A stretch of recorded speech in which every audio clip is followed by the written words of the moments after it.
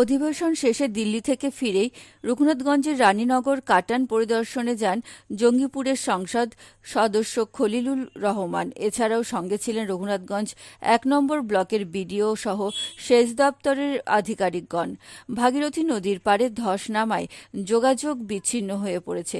রাস্তাটি শীঘ্রই চলাচলের যোগ্য করে তুলতে নির্দেশ দেন তিনি।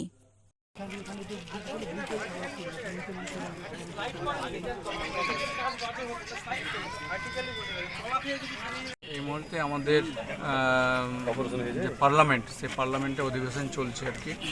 আমি পার্লামেন্টে থেকেই আমি খবরটা পেলাম যে আমাদের রঘুনাথগঞ্জ 1 ব্লকের রানীনগর অঞ্চলে রাস্তাটা ভেঙেছে আর কি।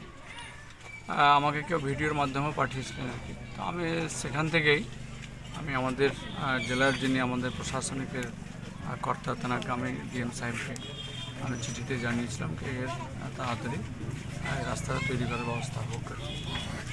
আজকে আপনারা দেখতে পাচ্ছেন যে আমি আজ সকালে দিল্লি থেকে ফিরেছি এবং আমি বিডিও সাহেবের সঙ্গে কথা বলেছি। বিডিও সাহেব উপস্থিত আছেন এবং ওনার সংশ্লিষ্ট স্টাফের সঙ্গে রয়েছেন আর কি। আমাদের জেলা পরিষদের সদস্য এখানকার প্রধানও আছেন, এছাড়াও আরও এখানকার আমাদের পার্টির কর্মকর্তারা রয়েছেন আর কি। কাজে এই রাস্তাটা যে সাগরদিঘি সহ আমাদের জঙ্গিপুরে যে আসার যে একটা সংযোগ রাস্তা এবং খুব জনবহুল আর কি রাস্তাটা, এই রাস্তাটাকে তাড়াতাড়ি মানুষের চলার জন্য, পেশেন্টকে নিয়ে যাওয়ার জন্য যেন আমরা করতে পারি, সেই কথাটা আমরা বিডিও সাহেবকে নিয়ে আলোচনা করলাম।